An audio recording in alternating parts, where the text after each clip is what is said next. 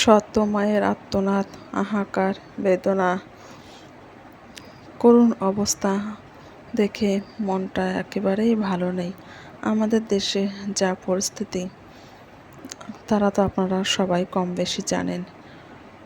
আমরা যে যতটুকু সাহায্য করতে পারি করব, কিন্তু যারা আমরা করতে পারবো না, শুধু আমরা আল্লাহর কাছে দোয়াটাই করতে পারি যে আল্লাহ ওদেরকে ভালো রাখো, সুস্থ রাখো, এই বিপদের হাত থেকে রক্ষা করো।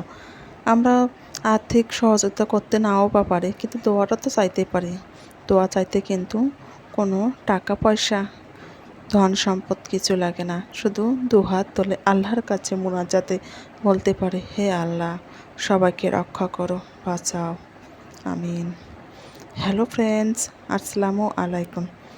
আশা করি আপনারা সবাই ভালো আছেন। আলহামদুলিল্লাহ, আমিও ভালো আছি। যেহেতু দেশের অবস্থা খুবই খারাপ, তার মধ্য দিয়েও দিন যাচ্ছে ভালো মন্দ দুটোই, তাই না? এখন আমি এখানে রুটি বানাবো। সেজন্য আমি প্রথমে পানি গরম করে সামান্য একটু লবণ দিয়েছি এবং সয়াবিন তেল দিয়েছি। সয়াবিন তেল দেওয়ার কারণে কিন্তু আটা যে ঘুমোটা করছি সেটা কিন্তু অনেকটাই সুন্দর হবে। এখানে ধীরে ধীরে আমি যতটুকু পরিমাণে আটা লাগে আমি কিন্তু ঠিক ততটুকুই দিচ্ছি। দেওয়ার পর সুন্দরভাবে একটু নাড়াচাড়া করতে হবে। হ্যাঁ, একটা কথা মনে রাখতে হবে, যখন আটাটা দেওয়া হবে তখন কিন্তু চুলার তাপটা কিন্তু হাই হিটে রাখা যাবে না, একটু মাঝামাঝি মানে লো হিটে রাখতে হবে। তাহলে পারফেক্টভাবে আপনাদের আটাটা সিদ্ধ হবে এবং সুন্দর হবে। আমরা তো আল্লাহর রহমতে খাচ্ছি যাচ্ছি, চলছি ফিরছি, আলহামদুলিল্লাহ। সব কিছুতেই আল্লাহরকে স্মরণ করাটা দরকার। কিন্তু এমনও দেশের যা পরিস্থিতি, কত মানুষ কত কষ্টে, কত অনাহারে, সমস্ত কিছুর জন্য কত কি কষ্ট করছে।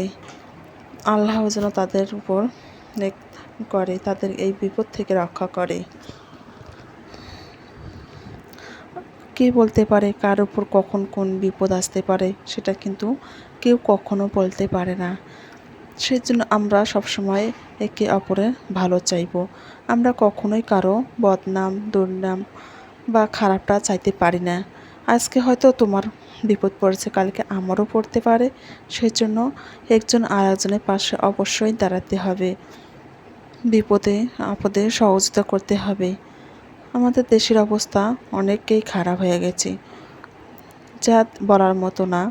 কিন্তু যারা যতটুকুই সামর্থ্য তাদের সাহায্য করছে, কাপড়, খাওয়া দাওয়া, শুকনো কিছু, যার যেরকম সামর্থ্য, মানুষ কিন্তু সবাই এগিয়ে আসছে।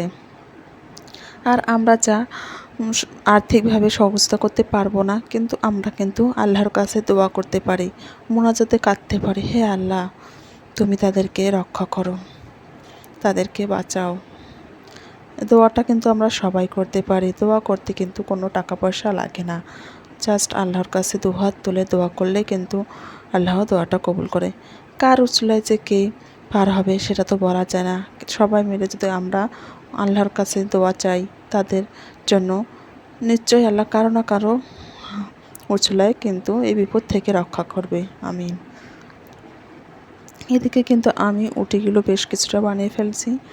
আজকে আমি উটি কিছুটা ভর্জন করব, কেননা প্রত্যেক দিন উটি বানার একটা যে ঝামেলা, সেটা অনেকটাই ঝামেলা। উটি বানা কিন্তু এতটাও সহজ না, অনেক সময় লাগে। আর কখনো দেখা গেল যে কম সময়ের মধ্যে আমাদের নাস্তাটা তৈরি করতে হয়, কিন্তু সেটা টাইমের মধ্যে আমরা কমপ্লিট করতে পারছি না। সেই জন্য আজকে আমি বেশ কিছুটা রুটি বানিয়ে ফ্রিজে রেখে দেব, যাতে আমি যখন ইচ্ছে তখন রুটি হিসেবে বা পরোটা হিসেবে খেতে পারি। এখানে কিন্তু আমি রুটিটা ভেজে নিচ্ছি।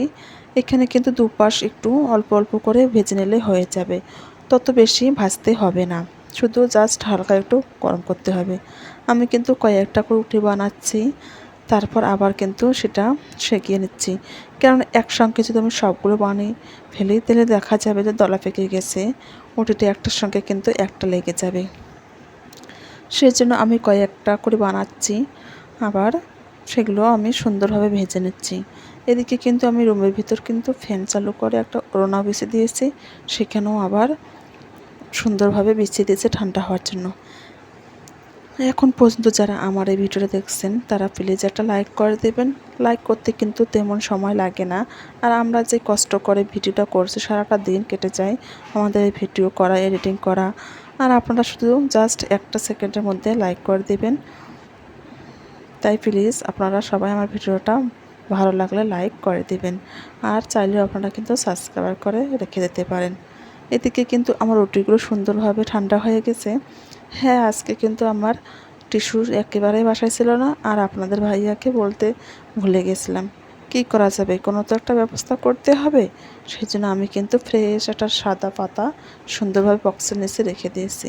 আপনারা কিন্তু চাইলে বক্সে টিস্যু ছাড়াও রাখতে পারেন, কিন্তু আমি যেহেতু দেই সেজন্য আমি দিয়ে দিলাম। আর এদিকে বক্সের উপর আমার ছেলে দেখুন ছবি লাগিয়ে রেখেছে। বাচ্চা কাচ্চারা বাসায় থাকলে এরকমই হয়, তাই না? আমি কিন্তু এটা এখন নর্মাল ফ্রিজে রেখে দেব। এটা আমি অনায়াসে 1 সপ্তাহ খেতে পারবো। আর এদিকে কিন্তু আমি 4টা সুন্দরভাবে ভেজে নিয়েছি। এখন আমরা মাছেলে বসে খাবো। এদিকে কিন্তু আমি দুধটাও গরম করে নিচ্ছি, আর যেখানে বানাইছিলাম